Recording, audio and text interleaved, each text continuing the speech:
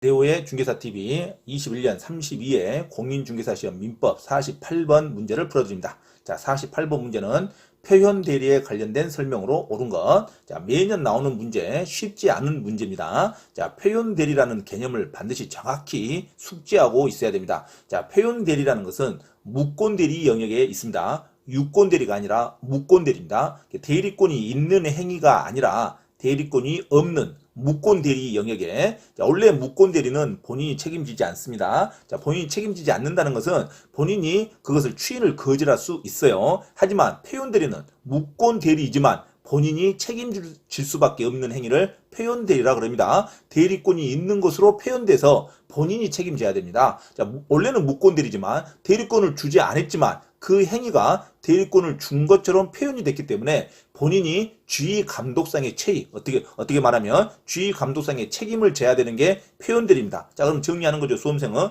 표현대리는 무권대리지만 본인이 책임지는 것을 표현대리라 그럽니다. 원래 유권대리는 당연히 본인이 책임지는 거죠. 왜? 본인이 대리권을 수여했으니까. 그러니까 표현대리는 유권대리가 아니라 무권대리임에도 불구하고 본인이 책임지는 것을 표현대리라 그럽니다. 그래서 법에 엄격하게 종류를 3가지로 구성되어 있습니다. 종류 3가지 외에는 표현대리가 될 수가 없어요. 표현대리가 무권대리지만 본인이 책임지는 유형이 3가지로 법 규정에 적용이 되어 있습니다. 그러면 3가지를 반드시 외우는 거죠. 어쩔 때 표현대리가 성립하냐? 어쩔 때 무권대리지만 표현대리가 될 수 있냐? 대리권 수요 표시에 의한 표현대리, 그 다음에 대리권 남용의 표현대리, 대리권 소멸에 의한 표현대리, 대리권이 소멸됐는데도 대리행위를 했으면 그 소멸되는 행위를 했던 것에 대한 상대방에게 고지를 해야 되는데 상대방이 선의 무과실로 그 사람이 여전히 대리권이 있는 것으로 계약을 하면 본인이 책임질 수밖에 없습니다. 대리권 소멸에 의한 표현들이 고난의 남용, 이 대리권만 한정해서 대리권 줬는데 그 대리인이 더 큰 계약을 했어도 상대방이 그것까지 대리권이 있는 것으로 정당한 이유가 있으면 본인이 책임질 수밖에 없습니다. 자, 고난의 남용에 의한 표현들이, 그 다음에 대리권을 진짜 수여하지 않았지만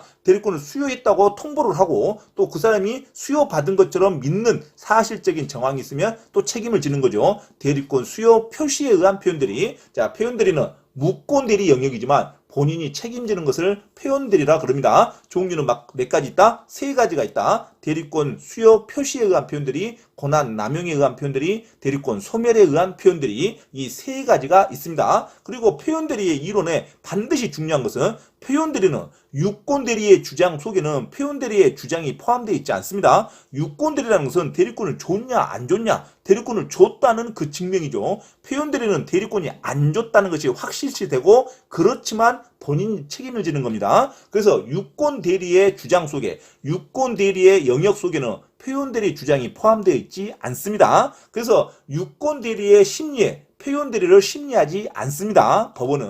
그래서 유권대리의 주장 속에는 표현대리의 주장이 포함되어 있지 않다. 표현대리를 따로 심리하지 않습니다. 대리권이 있냐 없냐를 심리하는 재판에서는 표현대리에 관련된 것을 따로 심리하지가 않는다. 유권대리의 주장 속에는 표현대리가 포함되어 있지 않는다. 그리고 표현대리가 인정이 되면 상대방의 과실로 인해서 책임을 상계하지 못합니다. 이 상대방의 과실이 있건 말건 표현대리가 성립하면 본인이 이행에 대한 책임을 지는 겁니다. 손해배상 책임이 아니에요. 자, 표현대리에 대한 본인의 책임은 돈을 주고 말고 손해배상 책임이 아니기 때문에 상대방의 과실 법리를 적용해서 너도 얼만큼 잘못했으니까 책임이 몇 프로만 인정한다, 그런 게 아닙니다. 자, 표현대리의 책임은 계약의 이행에 대한 책임이지 손해배상 책임이 아닙니다. 그래서 표현대리가 성립할 때 과실상계 법리가 적용되지 않는다. 과실상계 법리를 적용해서 책임이 경감될 수 있다, 말도 안 됩니다. 책임이 경감될 수 없습니다. 과실상계 법리가 적용되지 않는다. 과실상계 법리를 적용하여 책임이 경감할 수 있다가 아니에요. 과실상계 법리가 적용되지 않기 때문에 책임이 경감될 수 없다. 유권대리 영역에는 표현대리가 포함되어 있지 않는다. 그리고 3번째는 표현대리는 반드시 상대방이 주장하는 겁니다. 본인이 내가 표현대리라 주장할 이유가 없죠. 본인이 내가 표현대리다 주장하려면 차라리 내가 책임지겠다, 그렇게 말하면 되는 거죠. 자, 표현대리의 주장은, 표현대리가 있다는 주장은 상대방, 계약 상대방이 주장하는 거지 본인이 주장하는 게 아닙니다. 자, 표현대리의 주장은 상대방이 주장한다. 자, 이 3가지는 반드시 외워야 됩니다. 그리고 대리권 소멸에 의하든 고난의 남용에 의하든 복대리인도 표현대리가 성립될 수 있습니다. 복대리 자체가 대리권이 없음에도 불구하고 그 복대리에 의해서 계약하는 상대방이 정당한 이유가 있거나 선이 무과실일 때는 표현대리가 적용이 돼서 본인이 책임질 수 있습니다. 자, 표현대리 하면 무권 대리지만 본인이 책임지는 것을 말한다. 자, 표현대리의 종류는 몇 가지다? 세 가지다. 대리권 수요 표시에 의한 표현대리, 권한의 남용에 의한 표현대리, 대리권 소멸에 의한 표현대리가 있다. 자, 그리고 표현대리에 대한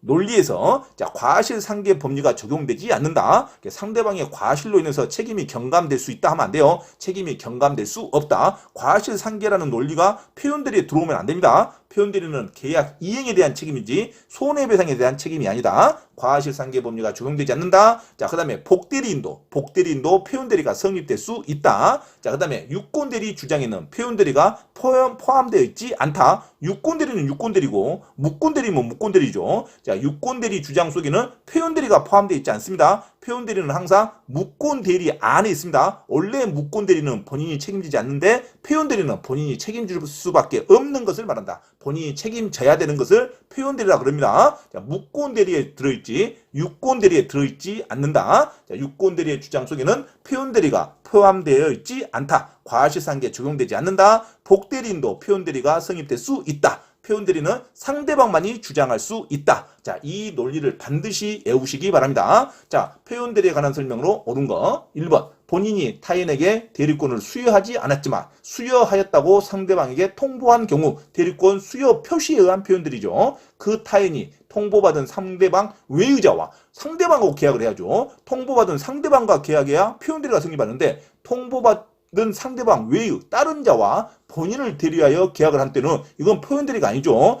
통보받은 상대방하고 계약을 해야 대리권 수여 표시에 의한 표현대리로 본인이 책임지는 거지 통보받은 상대방 말고 다른 사람하고 계약을 했다. 자, 통보받은 상대방 외의자와 본인을 대리하여 계약을 한 때는 민법 제125조 대리권 수여 표시에 의한 표현대리가 적용되지 않는다. 그 통보받은 상대방하고 계약을 해야죠. 하지만 통보받은 상대방 외의자와 계약을 했을 때는 자, 민법 제125조의 표현대리가 적용되지 않는다로 가야 됩니다. 적용된다가 틀렸죠. 자, 2번. 표현대리가 성립하는 경우 과실상계 법리를 적용하면 안 돼요. 과실상계 법리를 유추 적용하면 안 됩니다. 유추 적용하여 본인의 책임을 경감할 수 있다. 책임이 경감되지 않습니다. 표현대리에 대한 책임은 계약 이행에 대한 책임이지 손해배상에 대한 책임이 아닙니다. 과실상계 법리가 적용되지 않는다로 가야 돼요. 경감할 수 없다로 가야 됩니다. 틀렸죠?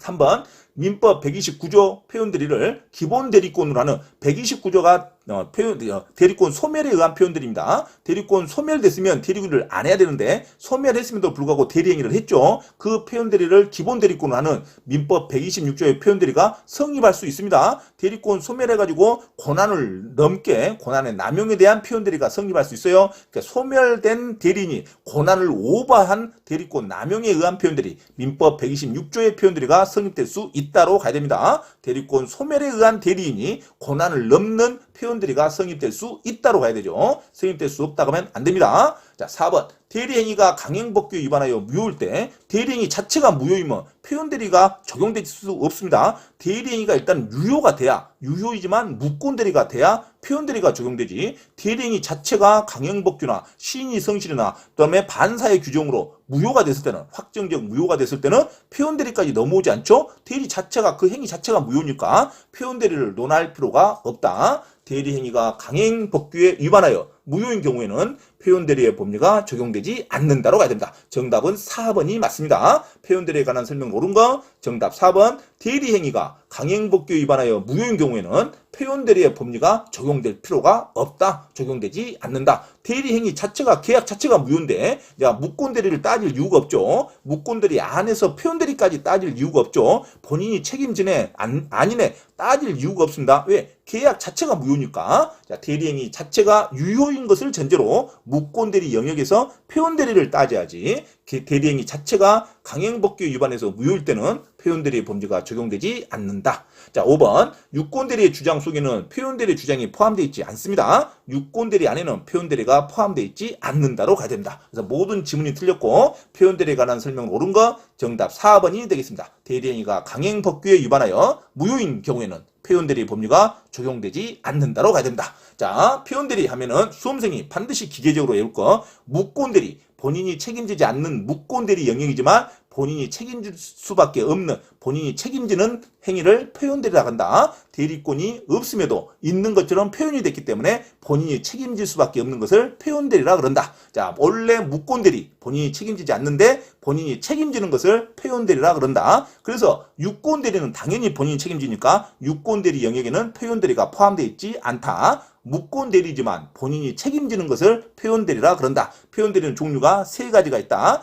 대리권 수요 표시에 의한 표현들이, 대리권 권한 남용에 의한 표현들이, 대리권 소멸에 의한 표현들이 세 가지가 있다. 그리고 표현들이 반드시 나오는 네 가지 요소. 표현대리는 상대방만이 주장한다. 그 다음에 복대리인도 표현대리가 적용될 수 있다. 그 다음에 표현대리는 과실상계 법리가 적용되지 않기 때문에 책임이 경감되지 않는다. 그 다음에 네 번째, 유권대리 속에는 표현대리가 포함되어 있지 않는다. 이 네 가지를 반드시 계속 숙달하시기 바랍니다. 자, 표현대리에 관한 설명 옳은 거. 자, 정답은 4번. 대리행위가 강행법규에 위반하여 무효인 경우에는 표현대리의 법리가 적용되지 않는다. 맞는 정답으로 갑니다. 자, 48번의 정답은 4번으로 가셔야 됩니다.